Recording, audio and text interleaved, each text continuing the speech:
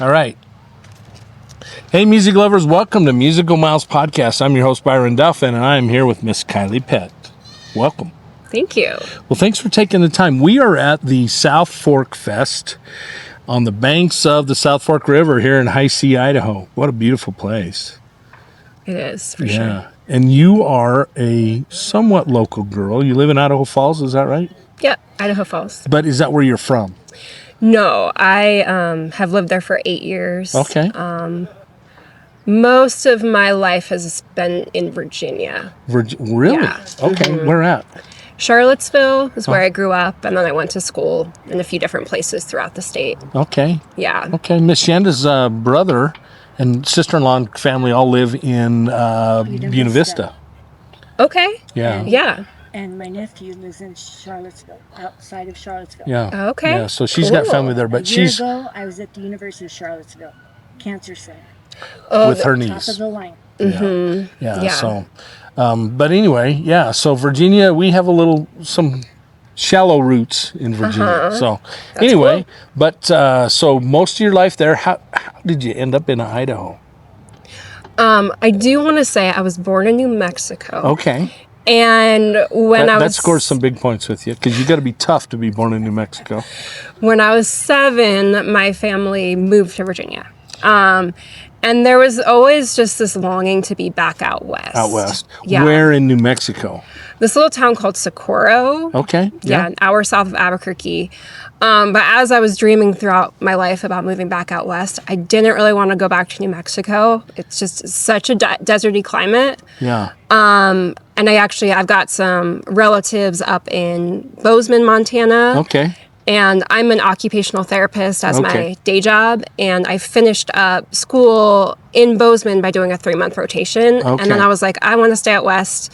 And so I cast a decently wide net for job opportunities. Sure. And that's kind of how I ended Idaho up Falls. in Idaho Falls. Offered something up. Oh, that's cool. Well, it's a great area. You are in the largest metropolitan area, second largest in the state of Idaho, right? So Yeah. we live in this vast state with this huge, there's less than or right at 2 million people live in the entire state. And it's so big, but it's so beautiful and it's so spread out. And there's no people here. When you consider 2 million people in a state the size of Idaho. Yeah, and especially comparing to Virginia, I've gone back to visit my family several times throughout the past 8 years. And Sure. that Charlottesville's been growing. It's been growing in Idaho Falls, but Right. every time I go back, I'm like, oh, I miss my pace in Idaho Falls. Yeah, So, it's a way slower pace, and we've been fortunate enough. Of course, we're old and we've raised our kids, but we've traveled a lot between here and Arizona over the last 43 years. But we've been lucky enough with work and jobs and different things over the years to have traveled and seen different parts of the country. This is home. But the winters are a little rough here, so we'd like to think of ourselves spending some winter time in Arizona again, or we really truly love Miami Beach, South Beach, Miami. Okay. Too many people, but the weather's great, the beaches are great, the Yeah. food's great. So I love to ski. So snow ski. Yeah. Yeah. Well, right up the road. Did you see Kelly Canyon much? Normally I end up going to Targhee. Sure. The only time I've done Kelly Canyon was backcountry when it was still closed on Sundays. Oh, really? Did some backcountry up there. Okay. Yeah, I kind of definitely think about bang for buck. And I will say that Kelly Canyon isn't all that different with longitude as where I grew up skiing in Virginia. So yeah, little short runs, not a lot of elevation. Yeah. You got to make a lot of runs to ski a lot of elevation in a day. Go to Targhee and you get a lot more elevation, and you can ski. You'd probably ski 8 or 10 runs here to equal one at Targhee.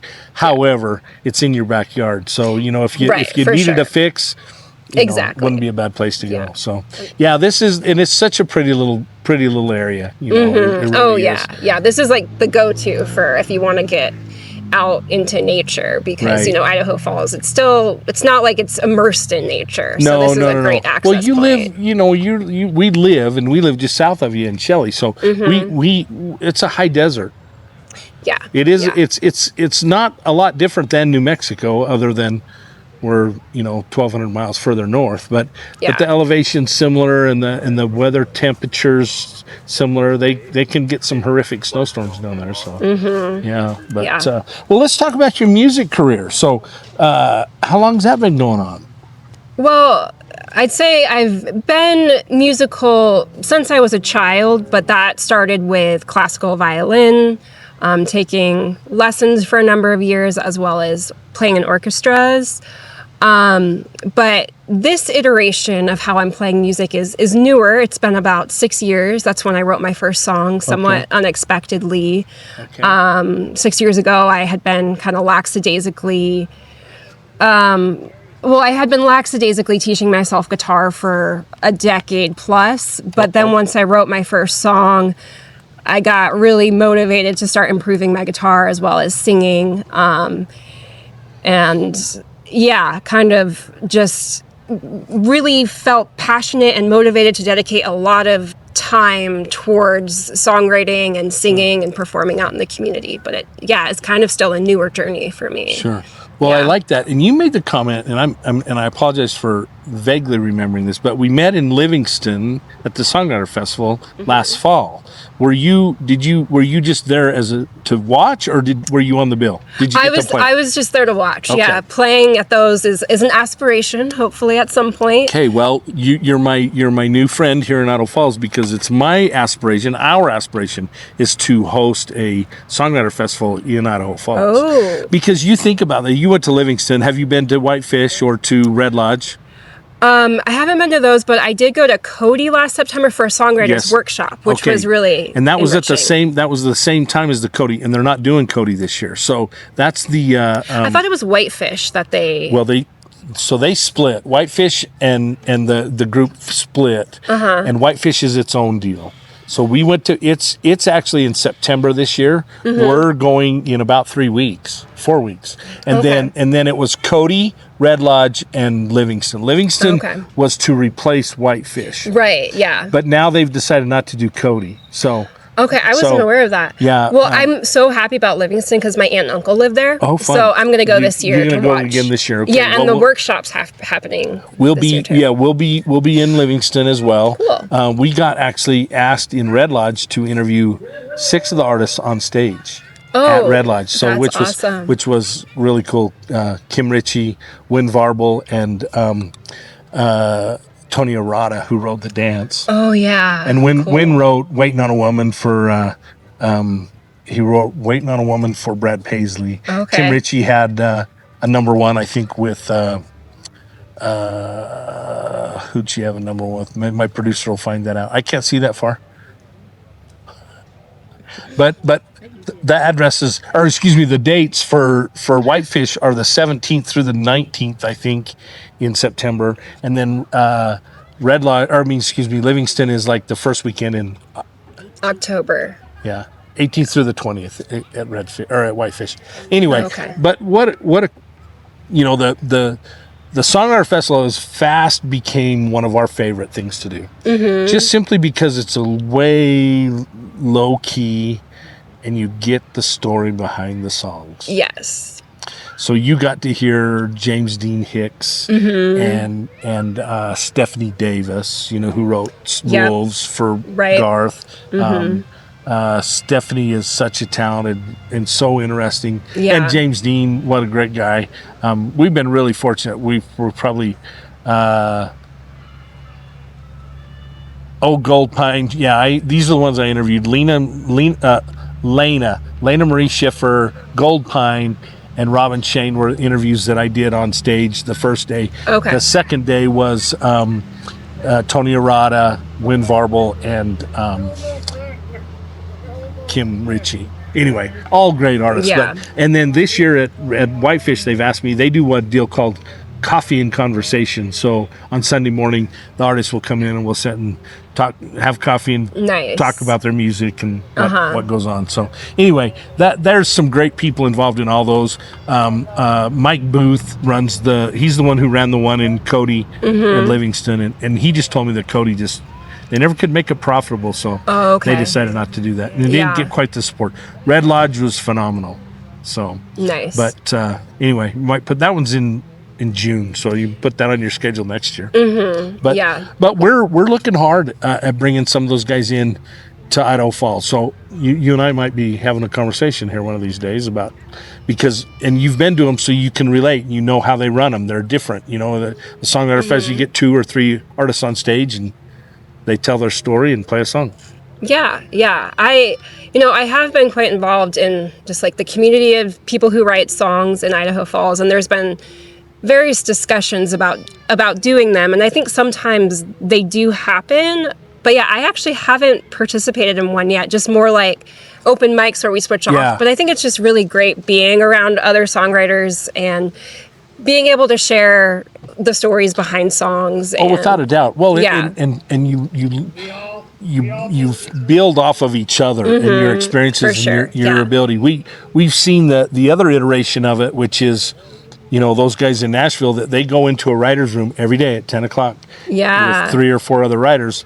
And, and people maybe get sick of hearing me say this on this podcast, but they don't call that the big machine for nothing. It's literally a big machine. I mean, it is. But we also met some incredibly talented songwriters that have grown up and built their careers at that big machine. That have had hundreds and hundreds of cuts with major artists. Right? So the deal we're going to next week in Vegas is a big bunch of those are Nashville songwriters that kind of came from that level, right? That's awesome. But I also love the individuals. We've interviewed a lot of artists that are, that's a very personal thing for them.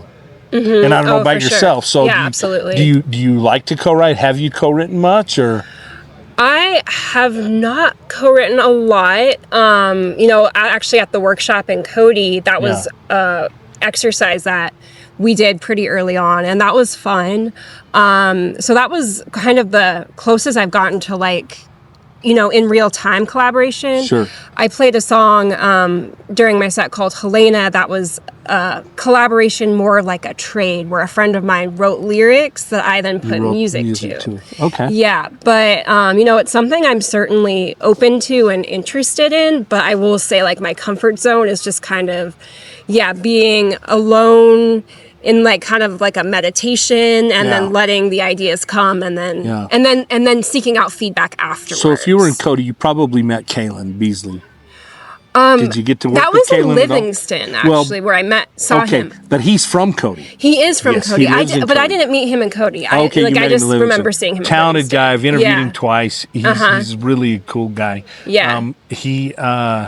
But he says, that's his deal. He gets up every morning and he starts to, write in his journal or make notes or whatever, and then, go down to his studio and go to work. Other people are just it's just really personal. It's just when the moment hits me, then I write, and if not, I think it's something that's hard for some people to force it. Yeah. It's something that the best songs I've written so far, they just kind of come out of nowhere. I wasn't necessarily planning to write a song. Sure. But as I've just been more dedicated to the craft, there has been, just a little bit more structure of okay, I want to write a song today. We've got all these notes of ideas that you've been coming up with. Let's figure something out. I think it would be a little bit like going, okay, I want to bake a pie, but apples aren't in season yet. But but you have the shortening. Oh, I need a bag of flour, and then you eventually get all the components right that you need. And now apples are in season. Now it's time to sit down and write the song, bake the pie, right? If you will. So I think that would make sense. Yeah, I do feel like they all come in different ways. And I just love writing songs so much. I want to experience every avenue and perspective that comes with songwriting. So what would you say really inspired your music? I mean, what box, or would you paint yourself into a box? What's your genre go to? Yeah, to describe my genre, it would be folk, Americana, sometimes country folk. Okay. Yeah, and who in those? What artists have really inspired you in those? I mean, yeah, I've listened to a lot of music in that genre. I play what is my favorite type of music to listen to. Brandy Carlisle, Gregory Alan Isaacoff, Mipso, just a few different bands that I've been able to see multiple times. But, as I'm getting more into it, I am listening more and more to just up and coming artists too that really inspire me. Like, in Livingston, I sat next to Abigail Comps. Cute girl. Yeah. Cute girl. I've interviewed her. Now she's Abigail Oakley. She changed her artist name. And I thought she got married because she has a boyfriend, a pretty serious boyfriend that tours. He's a musician as well. And so I thought she got married. And so I know his name's Tom Davis. Okay. And it's funny, she actually told me that his parents moved to Crozet. So it seemed like there was a lot of connections that me and Abigail shared. But I sat next to her mom and then ended up like kind of sitting next to her mom throughout the festival. I was just so inspired by her songwriting and actually all the co-writing that she does. She's got some great songs. Yeah. And then taking the workshop, Jackson Emmer and Susan Gibson. Like Susan Gibson wrote Wide Open Spaces. And I always loved that song. Yeah. And I didn't know Jackson Emmer until a year ago, but his songwriting is just so clever. And I don't know him either. So we haven't crossed paths. Yeah, and he's part of these festivals. Yeah. Oh, but somebody who has been very instrumental is Daryl Scott. Okay. I took a songwriting class from him last year at Grand Targhee. Okay. He wrote It's a Great Day to Be Alive. Oh, he did? Yeah, that, Travis Tritt. Yeah. And as a young kid, I remember just like kind of having that tune in my head and really thinking like, I really want to write a song. And then the song I want to write kind of is just that tune or, Sure. And I feel like Daryl Scott was just kind of a full circle person because, throughout the years of growing up, I would hear a song from him that just really I connected with. Sure. And I had no idea that I would ever have the opportunity to meet him, let alone learn from him. Sure. Which, I don't think, and even us, I mean, we knew because Miss Shanda's mom was a songwriter in Arizona. And so we knew that was a real thing, right? And that not, most of these artists don't, the big time, the ones you hear on the radio, aren't writing those songs. Some do, and some have a part in it, but most of those songs are written by songwriters. That's what they do for a living, and a lot of them are actually not. And I hate to say this, but not. They just didn't have success as an artist. Right. Yeah. Yet they were very talented and wrote some incredible songs. Right. Yes. So we've become very, very aware and cognizant of who wrote what. We want to know who wrote these songs, and so that's what makes the Songwriter Festival fun, because you're going, wow, oh, that's who wrote that song. Because there's so much music out there. How would you ever know all of those songwriters and all those artists, right? And make the connections.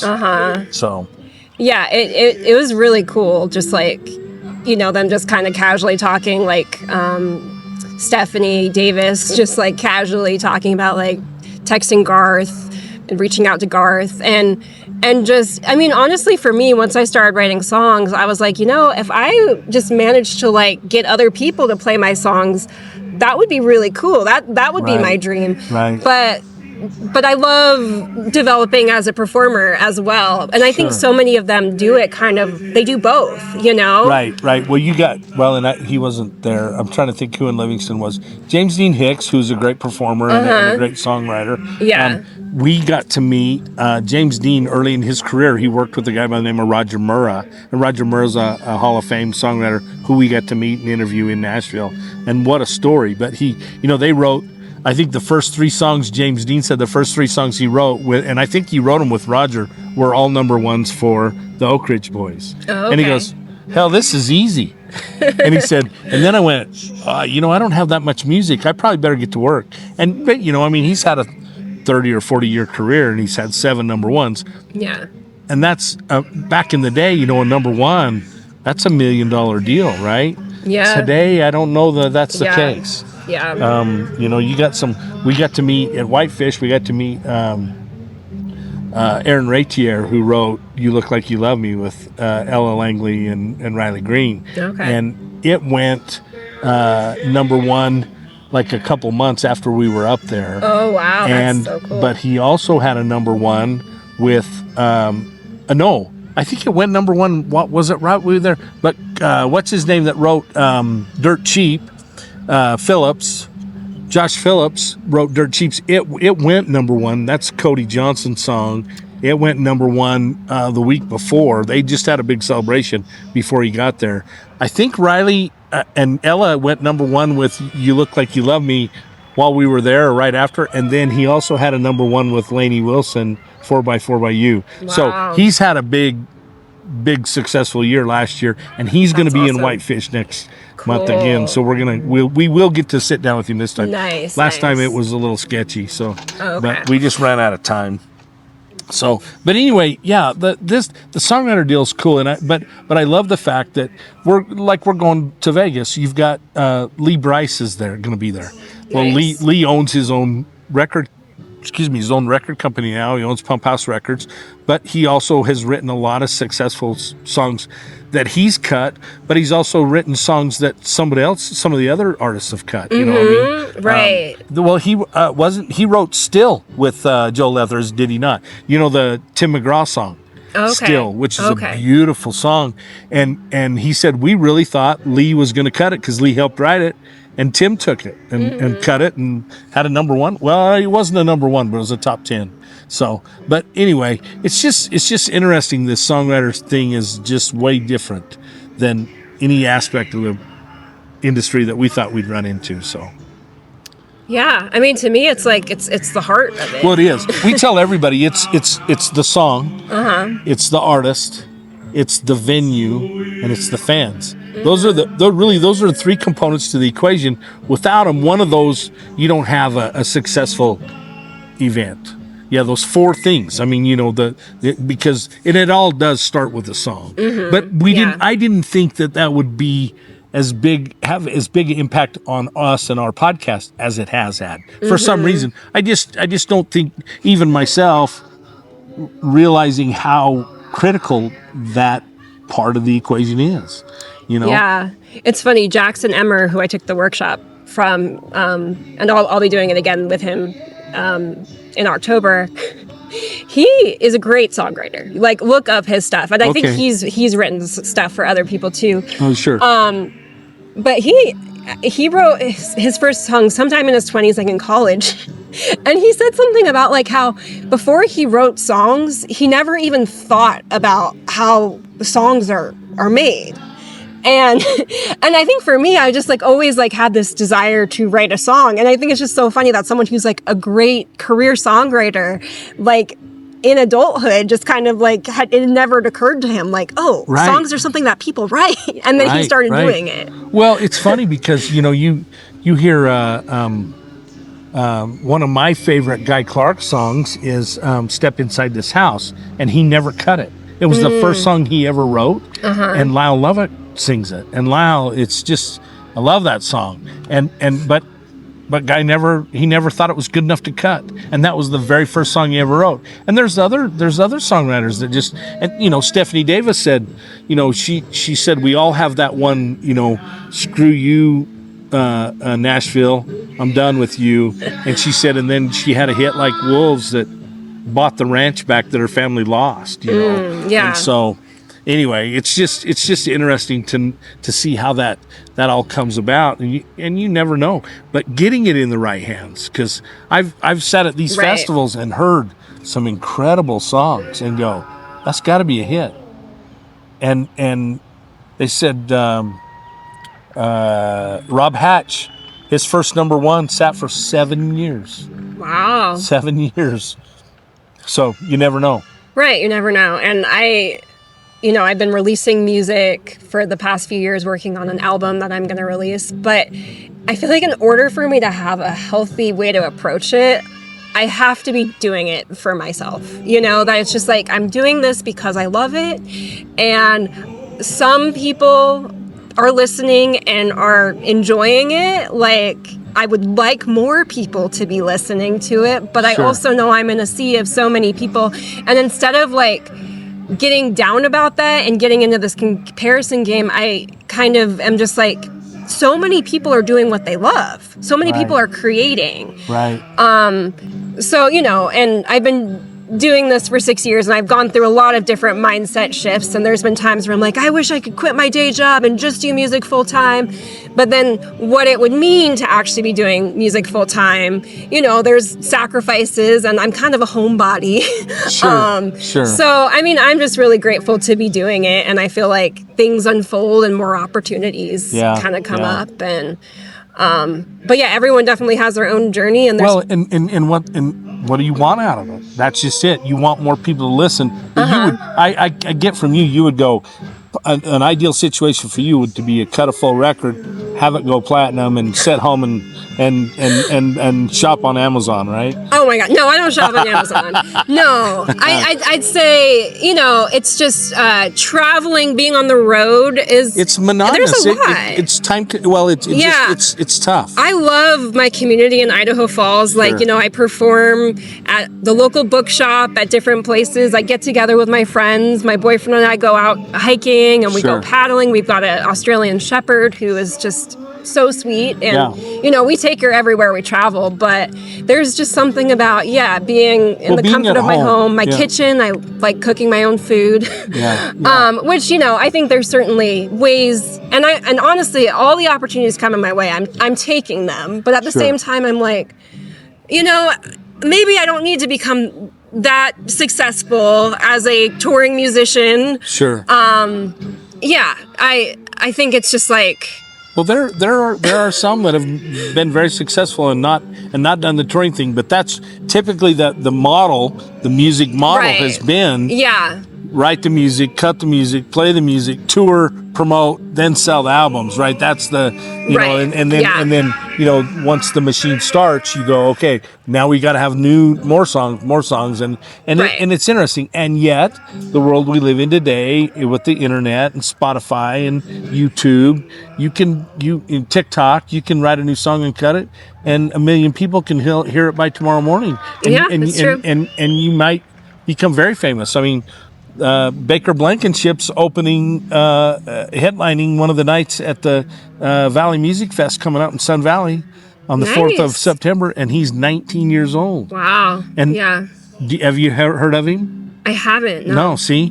but 20 or 30 million other people have, and enough that they want to put him on as a headliner at a major festival. That blows my mind. You know, Zach Bryan did the same thing. I mean, but then the touring came, and then he wasn't ready for that. I still am not sure he's ready for it, because there's just been a lot of ruckus that's come with it, right? Yeah, I guess, you know, it's kind of like, if I had enough people interested in a tour, I would probably make it happen. But at the same time, I'm like, you know, it's okay that right now it just doesn't seem like a tour is needed.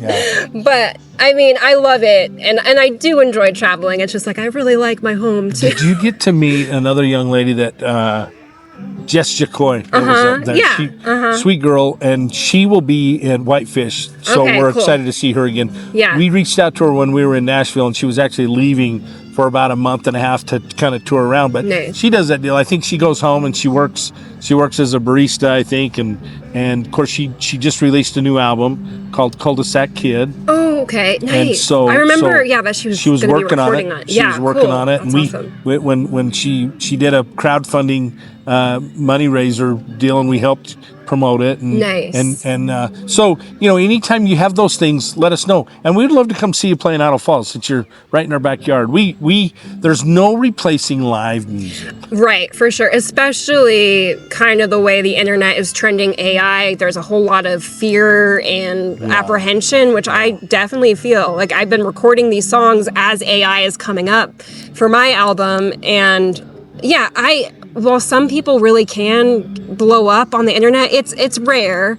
And I'm really grateful to be in a flow of performing. Did you know that you cannot copyright that AI stuff? That you can't copy it? You cannot copyright. It's my understanding. There's a guy you need to follow. His name's Joe Leathers. We interviewed him on the podcast. Okay, yeah. He's a Nashville songwriter, been a Nashville songwriter for 20 years. So hundreds of cuts. Very talented, but he has a little shtick he does on social media every day or every other day. It's like, I'm a Nashville songwriter, and if I was any good, I wouldn't have to tell you that, right? But he is good, and he's been successful. But he said, you know, anybody who thinks that you can, you know, put an idea into AI and say, into Chat GPT and say, write me a song, and it does it, that you have something that you can monetize. Apparently, it's not. Right, that makes sense. It's not because you didn't write it. Chat wrote it, and I don't think they're allowing Chat GPT to copyright or monetize. You see what I'm saying? Yeah, there was something that happened on Spotify. Some band that Spotify might have created to use AI. Okay. That there was. I try not to think too much about it because it's like I just It's like a writing little songs. freaky. But Yeah. basically, I do feel like the value and the need for live songwriting, I mean, for just live performance, Sure. might be more important than ever because the internet is just so chaotic. You Well, know? once again, there's no replacing live music. Right. We've seen several artists that we've listened to their music, even on Spotify or wherever, and then seen them live and went, "Holy crap!" Right? Yeah. In fact, I just released an episode today. Sundance Head. Do you remember him? He won The Voice in Okay. 2016. So he's a Texan. He's had like 11 number ones on Texas radio. But I'm telling you, I had not seen him in live until I interviewed him, and then we went and saw him live that night. I hate to make the comparison, but I think he's as good as Chris Stapleton. Okay. Oh, nice. His vocals are phenomenal. That's awesome. And I didn't get that from listening to him on his recordings. Yeah, But interesting. live is a different experience. So anyway, well, listen, we've taken up plenty of your time. Do me a favor, grab that Teton guitar Okay. and play us a little tune. Tell us something that you've kind of on your mind. Set it up. Tell me a little bit about it.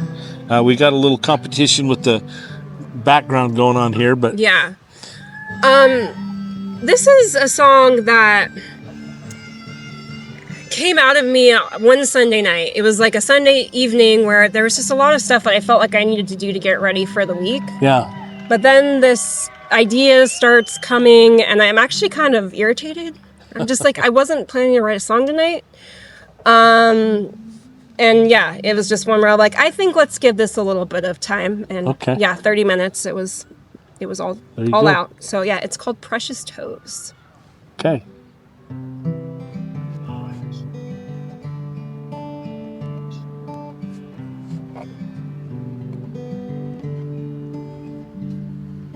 Hey, it's been a while since we took a mile or two to take a flight in common dream. Singing to your your mama on the drum. Sometimes it seems to have just what you need. I remember when my world began to spin, and those I loved slipped far away from me. Winter of 21, that's where we begun. Back when she only knew the best of me. And hey, it's been a while since I've seen you smile when you notice that you're in a room with me. So now I will refrain from calling out your name, refine the art of matching energy. You said you were slow processing what you know, but I don't think you are quite as slow as me. 'Cause now it's been a year and I'm still standing here wondering how you stopped caring for me. And I just hope you know I can't hurt your precious toes, and all our ships are rising with the sea.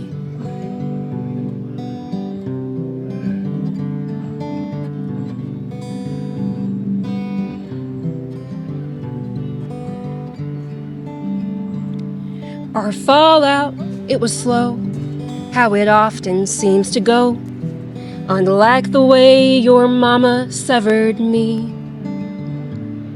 Where I stuck my eager nose, did I step upon her toes? I know I won't get her apology. And we were different even then, how we vote for president. But somehow it felt we didn't disagree. 'Cause the love that we were in, perspective it transcends. All the detail means we see to living free.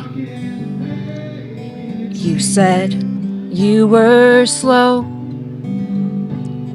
processing what you know. But I don't think you are quite as slow as me. 'Cause now it's been 2 years, and I'm still standing here, wondering how you stopped caring for me. And I just hope you know I can't hurt your precious toes. And all our ships are rising with the sea. Thank you so much. That's cute. Cute. So, here, before you put it down, you got to autograph the front of it. The back of Yes. it's all been autographed by a bunch of songwriters and stuff. Wow.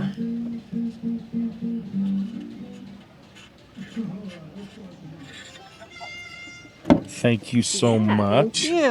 And we will, let's stay in touch. We'll talk a little bit more about songwriter festivals, or if something's going on in town. I mean, even just a little evening, a little songwriter round. I'd love to come Yeah. and meet more songwriters and more people in the loop in Idaho Falls. Yeah, So- will do. Thank you so much for doing what you're doing. I think it's great to just give us a voice, and I love that you live nearby. So yeah, I would love to stay in touch Yes, and get please more do. connected with.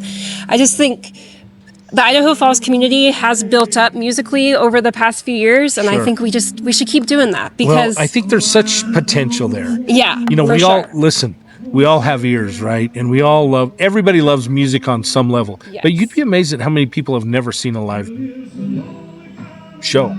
So, but anyway, I'm thankful that you took time to sit down with us. We look forward to more and following your career, and Thank you. we're close. Let's stay in touch. Yeah. All right. Hey, for Musical Miles Podcast, I'm your host Byron Duffin here with Miss Kiley Pet.